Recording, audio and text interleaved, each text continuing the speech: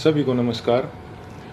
जैसा कि आप सब लोग जानते हैं कि हम पिछले कई महीनों से संघर्ष कर रहे हैं रेसलिंग फेडरेशन ऑफ इंडिया के प्रेसिडेंट बृजभूषण सिंह के खिलाफ, क्योंकि उसने भारतीय महिला पहलवानों का यौन शोषण किया है और भी काफ़ी सारे जो हैं घोटाले फेडरेशन के माध्यम से उसने किए हैं। पिछले कई दिनों से हम देख रहे हैं कि समाज में हमारे खिलाफ एक अलग से नैरेटिव बनाया जा रहा है, कुछ अफवाहें फैलाई जा रही हैं और साथ में मीडिया भी कई तरह की खबरें जो है दिखा रहा है। तो हमारा आज ये वीडियो बनाने का एक ही पर्पज़ है कि हम जो अपनी सच्चाई, जो असली सच्चाई है वो आप लोगों तक पहुंचा सकें। आज हम इस आंदोलन की शुरुआत से लेकर अभी तक पूरी की पूरी सच्चाई आपके सामने डिटेल के साथ रखेंगे। आज जो हमारे ऊपर कई तरह के जो आरोप भी लगे हैं, आज हम उनका भी जवाब जो है प्रूफ के साथ देंगे। सबसे पहला जो आरोप हमारे ऊपर लगा था वो लगा था कि हमारा ये जो आंदोलन है वो राजनीति से प्रेरित है। कांग्रेस लीडर दीपेंद्र हुड्डा ने हमारे को इस आंदोलन के लिए उकसाया है। आप सबको पता है कि सबसे पहले जो हम प्रोटेस्ट पे आए थे जंतर मंतर पे, वो जनवरी में आए थे और उस प्रोटेस्ट की जो परमिशन है वो बीजेपी के ही 2 लीडर्स ने ली थी। उसका प्रूफ है हमारे पास।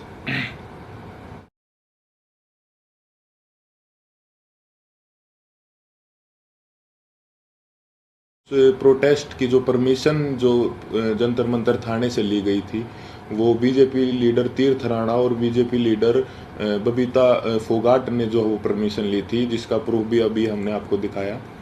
तो ये कैसे हो सकता है कि ये आंदोलन जो है वो कांग्रेस ने करवाया? गारंटी के साथ बोल सकते हैं कि 90% 90% जो कुश्ती से जुड़े लोग हैं, चाहे वो पहलवान हो या कुश्ती से जुड़े हमारे कोचेज हों, उन सबको जो है ये पता था कि 10-12 साल से जो इस तरह की छेड़छाड़ जो महिलाओं के साथ जो है हो रही है, या उन किसी और कुछ लोगों ने देखा भी था, जिसका प्रूफ मीडिया में कुछ कोचेज ने दिया है। कई लोग जो है इसके खिलाफ आवाज़ उठाना भी चाहते थे, लेकिन हमारी जो रेसलिंग कम्युनिटी है उसमें एकता की कमी थी।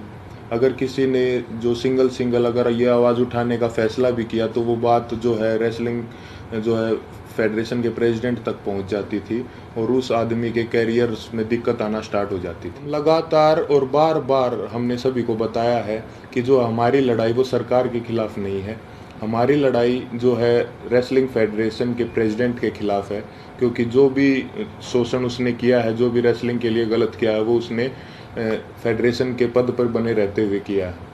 और हमारी लड़ाई सरकार से वैसे भी नहीं हो सकती, क्योंकि जो मैंने अभी आपको पीछे बताया कि जो है बृजभूषण भी जो है वो रूलिंग पार्टी से ही सांसद है और जो जिन्होंने प्रोटेस्ट की परमिशन ली वो भी जो है बीजेपी के ही लीडर हैं। तो इससे तो ये साफ होता है कि भाई हमारी लड़ाई सरकार के साथ नहीं थी। और हमारे ऊपर दूसरा आरोप ये भी था कि हम इतने टाइम तक चुप क्यों थे। तो इसके कई कारण हैं। सबसे पहले तो एकता की बहुत कमी थी, एक साथ कभी हम हो ही नहीं पाए। और इसका दूसरा कारण तो आप समझ ही सकते हैं कि माइनर जो लड़की जिसने 161 के बयान दिए, फिर 164 के, उसके कई दिन बाद जो है उसने अपने बयान बदले, क्योंकि उसके परिवार को डराया गया, धमकाया गया। तो सिंगल आवाज़ उठा भी कैसे सकते थे। कुश्ती में आने वाले सभी खिलाड़ी बहुत ही गरीब परिवार से होते हैं, उनमें हिम्मत नहीं होती वो इतनी बड़ी व्यवस्था और इतने पावरफुल आदमी के खिलाफ आवाज़ उठा सके। और वो सब आप लोगों ने महसूस भी कर लिया होगा कि इंडिया के टॉप रेसलर्स ने मिलकर आवाज़ उठाई और उसके बावजूद भी उन्हें किन किन हालातों से गुजरना पड़ा। 28 तारीख को महिला पहलवानों के साथ जो व्यवहार हुआ वो पूरे देश ने देखा है। कैसे उनको ज़बरदस्ती घसीटा गया और कैसे जो उनको ज़बरदस्ती अरेस्ट किया गया, जबकि हमने कोई भी जो है कानून नहीं तोड़ा था, ना ही किसी संविधान का उल्लंघन किया था। फिर भी हमारे ऊपर जो है इतना ज़ोर ज़बरदस्ती का और इतना बर्बर व्यवहार जो है किया गया पुलिस प्रशासन द्वारा। हम आप सबको ये क्लियर कर देना चाहते हैं कि जो 28 मई की जो महिला सम्मान महापंचायत की जो कॉल थी वो हमने नहीं दी थी, वो हमारे खाप चौधरियों ने दी थी महम में पंचायत के बाद। हमारे को तो कुछ समय के बाद जो है इस फैसले के कुछ समय बाद हमारे को ये पता चला कि 28 तारीख को जो है नए संसद भवन का उद्घाटन भी है। फिर भी जो है हमने हमारे बड़े बुजुर्गों के आदेश का जो है पालन किया, जिसके परिणाम स्वरूप जो है हमारे को इस तरीके से बर्बरतापूर्वक घसीटा गया रोड पे, और जो है हमारे को प्रोटेस्ट साइट से भी जो है ज़बरदस्ती हटा दिया गया। 28 तारीख को जो घटना हमारे साथ हुई उसने हमें अंदर से तोड़ दिया था।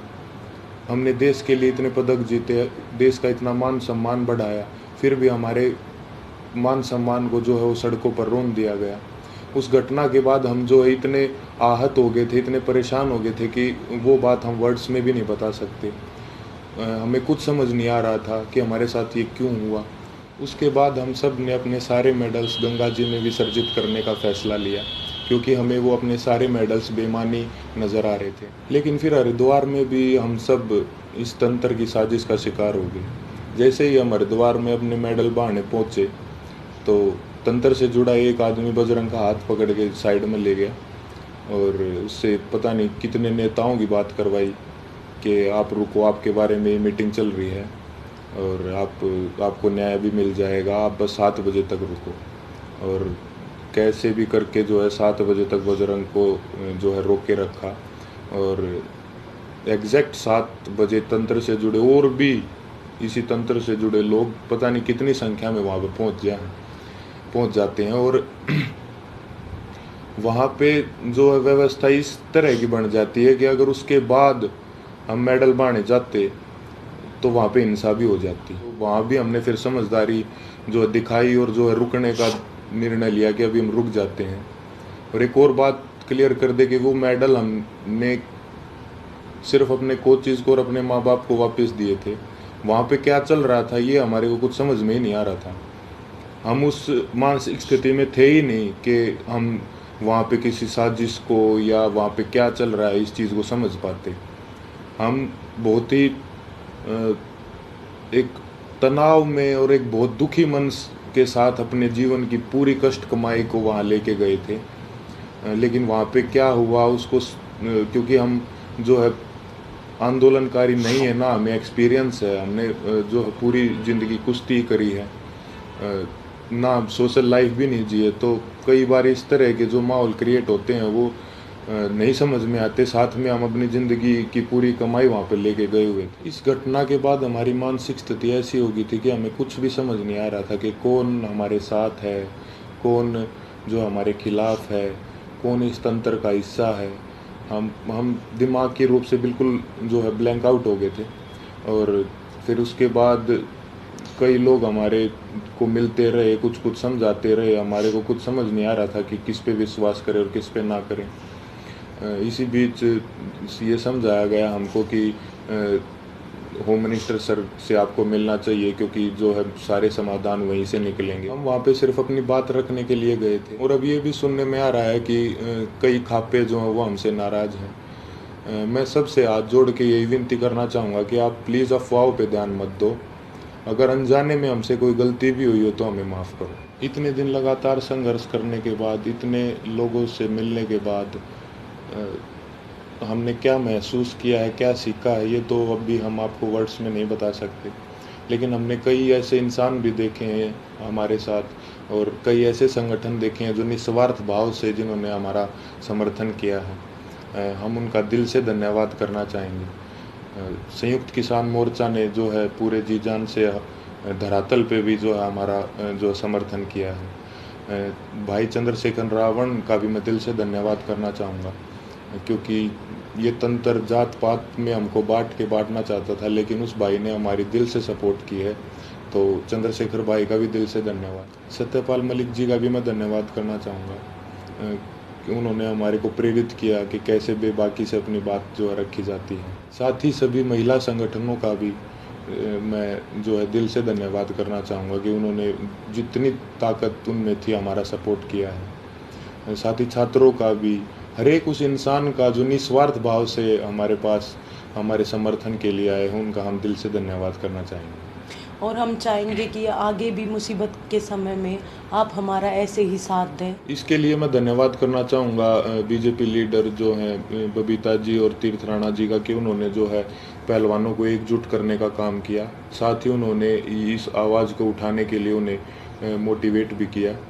उसके बाद इन्होंने ही सरकार के साथ जो है मीडिएटर बन के जो पहलवानों को एक कमेटी का नाम दे के जो है आश्वासन दिलवाया सरकार से, यही उसके बीच में जो है मीडिएटर थे।